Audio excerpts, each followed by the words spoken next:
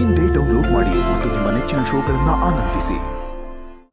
ಇಲ್ಲಿವರೆಗೂ ಬಂದು ಸೇರಿದೀವಿ ಅಂದ್ರೆ ಅದಕ್ಕೆ ಕಾರಣ ನಮ್ಮ ಜೊತೆ ಇದು ಒಂದೇ ಒಂದು ಅಸ್ತ್ರ, ಅದು ಧೈರ್ಯ. ಆ ಧೈರ್ಯ ಹುಟ್ಟಕ್ಕೆ ಕಾರಣ ನಮ್ಮಲ್ಲಿರೋ ಸತ್ಯ.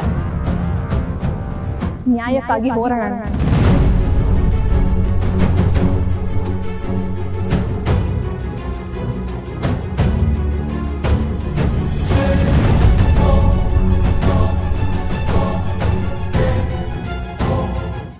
ಮನೀಶ್ ಸಿಕ್ಕಿಬಿದ್ದ.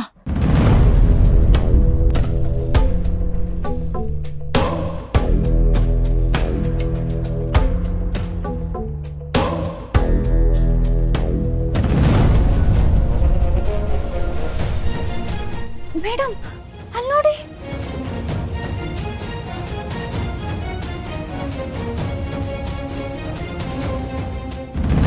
ಅಲ್ಲ ಮೇಡಮ್, ಇವರೆಲ್ಲ ಸತ್ತೋಗಿದ್ರಲ್ವಾ? ಅಂದ್ರೆ ಸತ್ತಿರದೆ ಸುಳ್ಳ?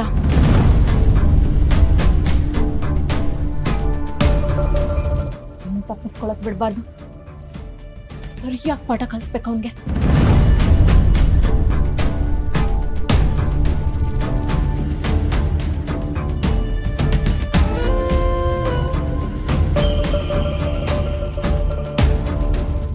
ಕೋರ್ಟ್ ಪ್ರೊಸೀಡಿಂಗ್ಸ್ ಶುರು ಆಗೋಕ್ಕೂ ಮುಂಚೆ ಅವನ್ನ ಕೋರ್ಟ್ ಪ್ರೆಸೆಂಟ್ ಮಾಡಬೇಕು.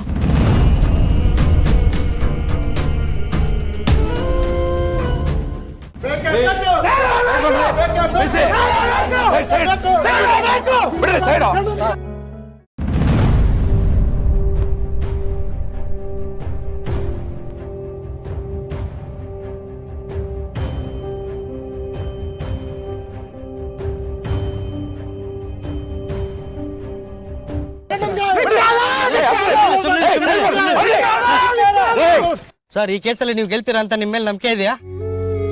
ಮಾತಾಡಿ ಸರ್. ನಿಮ್ಮ ವಿರುದ್ಧ ರಾಜ್ಯಾದ್ಯಂತ ಜನ ರೊಚ್ಚಿಗೆದ್ದಿದ್ದಾರೆ. ಇದ್ರ ಬಗ್ಗೆ ಏನ್ ಹೇಳ್ತೀರಾ ಸರ್? ಹೊರಗಡೆ ಜನ ನಿಮ್ಮ ಬಗ್ಗೆ ಆಡ್ಕೋತಾ ಇದಾರೆ, ಅದಕ್ಕೆ ನೀವೇನ್ ಹೇಳ್ತೀರಾ?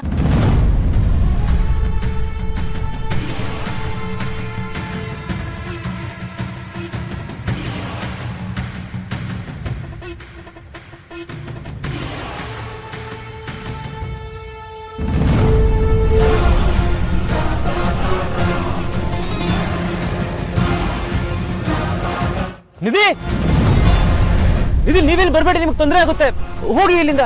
ನನಗ್ ತೊಂದರೆ ಆದ್ರೂ ಪರವಾಗಿಲ್ಲ ಸರ್, ಆದ್ರೆ ನಿಮ್ಗೇನು ಆಗ್ಬಾರ್ದು ಅಷ್ಟೇ.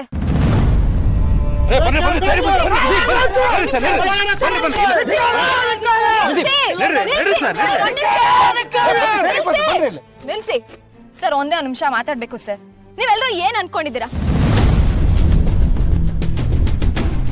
ತಲೆಗೊಬ್ರೊಬ್ರು ಒಂದೊಂದು ಮಾತಾಡ್ತಿದ್ರೆ ಏನ್ ಅರ್ಥ? ಕೋರ್ಟ್ ಅಲ್ಲಿ ಇನ್ನು ಇಯರಿಂಗೇ ಶುರು ಆಗಿಲ್ಲ, ನಿಮ್ಗಳನ್ನ ಜಜ್ಮೆಂಟ್ ನ ಪಾಸ್ ಮಾಡಿದ್ರೆ ಹೇಗೆ? ಸತ್ಯ ಏನಂತಾದ್ರೂ ಎಲ್ರಿಗೂ ಗೊತ್ತಾಗದ್ ಬೇಡ್ವಾ? ಅವರು ಅಪರಾಧಿ ಅಲ್ಲ, ನಿರಪರಾಧಿ. ಕಿಲ್ಲರ್ ಡಾಕ್ಟರ್ ಅಂತ ಕಿರ್ಚಾಡ್ತಿದ್ರಲ್ಲ, ಅವ್ರ ಬಗ್ಗೆ ಏನಾದ್ರೂ ಗೊತ್ತಿದ್ಯಾ ನಿಮ್ಗೆ? ಇಲ್ಲಿವರೆಗೂ ಒಂದ್ ತಾಯಿ ಆಗ್ಲಿ ಮಗುನಾಗ್ಲಿ ಸಾಯೋದಕ್ ಬಿಟ್ಟಿಲ್ಲ ಅವರು. ಅಂತವ್ರನ್ನ ನೀವು ಅಪರಾಧಿ ಅಂತ ಕರಿತಿದ್ದೀರಲ್ಲ. ಏನಾಗಿದೆ ಅಂತ ತಿಳ್ಕೊಳಕ್ ಮುಂಚೆನೆ ನೀವೆಲ್ಲರೂ ಈ ರೀತಿ ಮಾತಾಡ್ತಿದ್ದೀರಲ್ಲ. ನೀವ್ ಈ ರೀತಿ ಮಾತಾಡೋದಕ್ಕೆ ನಿಮ್ ಹತ್ರ ಏನ್ ಸಾಕ್ಷಿ ಇದೆ? ಹೇಳಿ, ನಿಮ್ ಹತ್ರ ಏನ್ ಸಾಕ್ಷಿ ಇದೆ? ನ್ಯೂಸ್ ನೋಡ್ಕೊಂಡ್ ಬಂದು ಬಾಯಿಗೆ ಬಂದಂಗೆಲ್ಲ ಮಾತಾಡ್ತಿದ್ರೆ ಅದನ್ನ ನೋಡ್ಕೊಂಡು ಸುಮ್ನಿರೋದಕ್ ಆಗೋದಿಲ್ಲ. ಕೋರ್ಟಲ್ಲಿ ಇವರು ನಿರಪರಾಧಿ ಅಂತ ಪ್ರೂವ್ ಆದ್ಮೇಲೆ ನೀವಾಗ ಕಿರ್ಚಾಡ್ತಿದ್ದೀರಲ್ಲ, ಅದೇ ರೀತಿ ಬಂದು ಕ್ಷಮೆ ಕೇಳ್ತೀರಾ? ಮಾತಾಡಿ, ಸಾರಿ ಕೇಳ್ತೀರಾ? ಆ ಧೈರ್ಯ ನಿಮ್ಗೆ ಯಾರಿಗಾದ್ರೂ ಇದೆಯಾ?